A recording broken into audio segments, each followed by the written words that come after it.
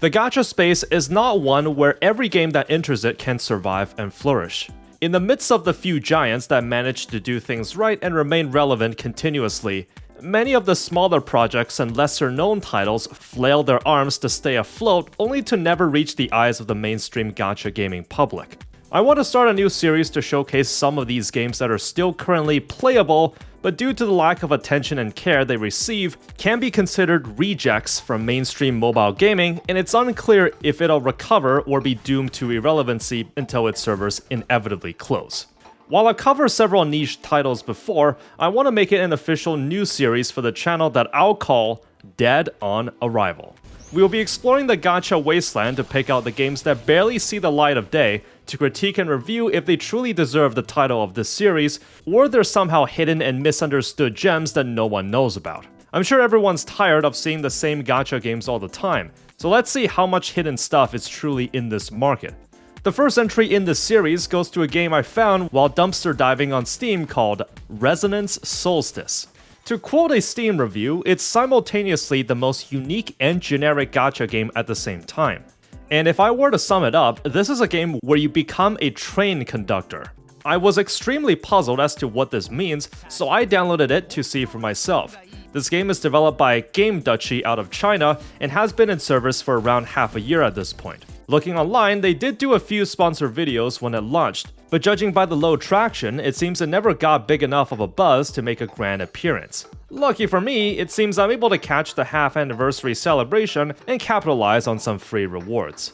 Now, a disclaimer before we start is that just because the series is called Dead on Arrival, it doesn't automatically mean I'll be deliberately searching for small games because they're bad. After all, a game can still be dead on arrival when it's good, just that it never got the marketing or attention it needed to lift itself off the ground. I recorded it all in one take, but the opening segment of its story will be forced to go on for a bit over an hour. You don't actually have agency over what you want to do until this hour-long tutorial is up. I get that they want to create a big world and introduce the player to all the features in a way that lines up with the lore, but I think they should have just kept some of these modes after the player has played for a bit or stagger them out. You can just skip most of these scenes, but I argue the beginning portion of a story is one of the most important parts of it, so you might as well stick around to see if it manages to hook you. If I can speak with whoever was in charge of managing the pace of the beginner experience, I can tell them that this overly winded sequence is going to bleed players coming in. I'd say you want to show off the game's most unique aspects and try to make that the centerpiece before diverging into other stuff. When I saw the train transport portion, that was when I was most intrigued.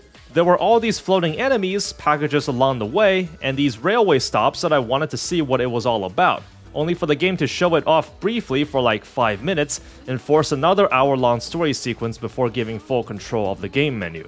As for the beginner portions of the story, it unfortunately came off as more of a miss than a hit. It does have a unique premise that you're the conductor of a giant train capable of transporting these cargo to different cities around the world, where you can get off the station to see the city's sights with your crew. Nothing else stuck out to me aside from that. Nearing the end of the hour-long tutorial, I just wanted to go back and ride the train again. Once I finally got the full controls, that's when the meta progression types truly open up and you can explore how the game is played. If I had to summarize it briefly, it's sort of like a carrier simulator with an in-game economy. There's a primary gold currency that you'll try to min-max, and to do that, you can buy various materials at certain regions, then transporting them to another to sell them at a profit. Your train will physically depart from a station and take real-life time to get to your destination. Along the way, you can tap on these loose cargo on the side of the tracks to add to your inventory, or engage in fights with monsters, which will take up stamina. I'll talk about the combat portion a bit later. You'll also see other trains moving in the opposite direction, and I believe these are meant to be the other players to create the sense that the game world is alive. You may also get interrupted by a roadblock or a mandatory monster encounter while traveling. You can step on the gas to go faster for a small duration of time, but you have limited charges at this that must be refilled at the next station. When you arrive, depending on which region it is, you can do all sorts of activities. The main one will be selling off your hauled goods, including ones you picked up along the way, if you can profit from it. You're able to barter for better prices, but this increases the fatigue of your crew, which has to be managed if you do it too many times. You can also take on specific requests that reserve a big chunk of your total storage to gain favors with the factions at each stop. Gaining more reputation will get you better prices and other features. Your train also doesn't run for free. At the shop, you can upgrade its engines and other capabilities. It does use this special currency that can be conveniently bought in the cash shop for large quantities, but there are ways to get it in-game over time. Raising the engine level increases the train's max speed, and when you exceed certain levels, you can add more sections behind the train. You actually get a wide selection here, such as freight trains, passenger cabins, and even attach weapons so you can target outside threats while the train is moving. This would allow you to transport more goods or passengers to increase your profit yield even more. The train itself also has to be cleaned and maintained regularly. There's even a unique timer for getting rid of the trash on board. The temporary boost can also be replenished here, and the max limit for it can be increased. Inside the logistics and passenger cabins, you can decorate it with furniture to keep the crew happy. Basically, every upgrade will require the in-game gold you get from trading goods. This can range from acceleration and braking speed, and the weapons that can be attached to the train. This upgrade system requires you to complete a series of challenges, which I guess is meant to tune the weapon in some way. This module upgrade to increase the speed of the train even more requires a bit of the gacha currency, suspiciously enough.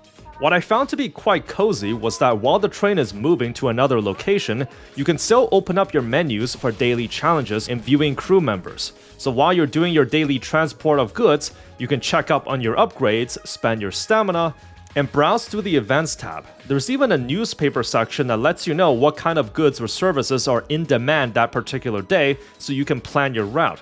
Once outside the train, the city or town you stopped at will have other stuff you can do, like eating at a restaurant to raise crew happiness or do these bounty requests, but that goes into the actual combat.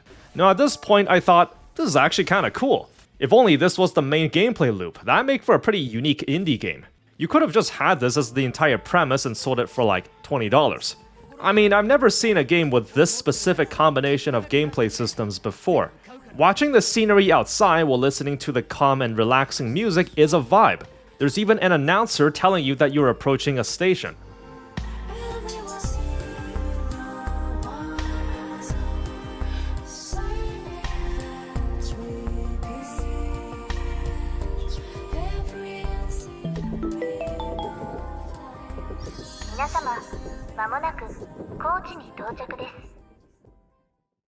If that was the entire game, I would have just ended the video here and encouraged people to buy this hidden indie gem. Unfortunately, this is where the gacha game designs start rearing its head. Sure, being a train conductor is cool and all, but you gotta start putting the gacha characters to use somehow, and them just being the crewmates doesn't make them feel involved enough. The actual combat of the game resembles a blend of tower defense and real-time strategy. Your team of 5 units will head into a battle. Then they'll attack normally, while accumulating cost points that you can use to play their unique skills. These can be buffing, healing, or attacking the enemy. Cost charges over time, but there are certain character abilities to gain more faster. You can choose to discard your current hand, but this is generally only used when you have bricked cards or cards that specifically benefit from being discarded. You can also set a leader and use their skill that recharges independently on the bottom right. The closest game that the gameplay resembles will be Counterside, but even then there are certain differences.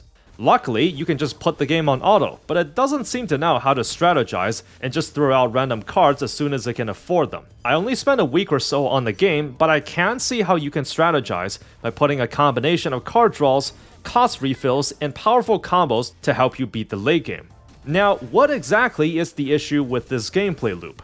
Well, to be honest, by itself, nothing, really. I do find it a little jarring just how much the gameplay differs from the freight aspect of the game. I thought the art style of something like Ash Echoes would have fit the graphical presentation even more, since it's a far cry from the 3D environment you see when riding the train. Due to the combat and resource management portions feeling so different, they don't have as much synergy, and a player might be really interested in playing one side of the game over the other.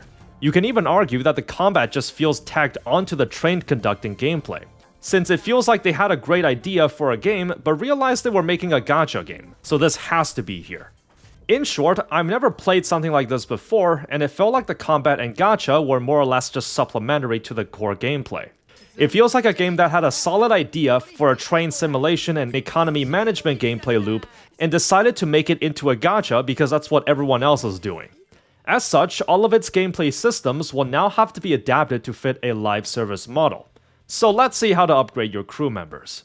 You have to run farming stages with stamina, of course. Units range from 3 to 5 stars, and they can naturally be leveled, and their skill levels raised to gain new passives. I actually found myself running out of stamina rather quickly even in the first couple days I played, since there's actually a lot of places where it's required. In the dungeons at each station, you can increase the enemy levels in exchange for the chance for better rewards, but will also increase the amount of stamina needed to enter the stage. When you're trading goods at each station, you can barter with the vendor to get better prices, but doing so increases fatigue. This is kinda like a stamina system but reversed. If fatigue is full, then you gotta wait until the next day, or use a certain currency to decrease it fast. There's all sorts of different other activities you can do at each city to raise bond with your crewmates. Also worth noting that certain remote stations won't have all the features as the bigger cities, so there's a sense of preparation you have to be aware of when planning out your routes.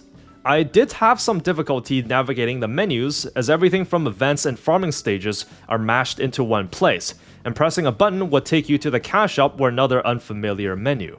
There's also RNG gearing, and they'll have different affixes that are randomized. What I find to be quite odd is that the gearing level can go up to like the 30s and 40s. Maybe this changes with late game gear when the stat boosts are higher, but at least you only have 3 slots to worry about. There's no weapon system in this game for as far as I can see.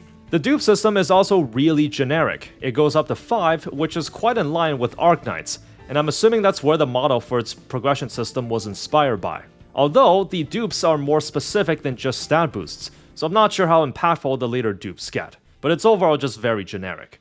Alright, it's time for the Gamba. It's what all gacha gamers crave for, so let's see what it's all about. The base rate for a 5-star character is 2%. And the rate of chance is a coin flip at 1%. If you miss it the first time, you get it the second time. Very basic stuff.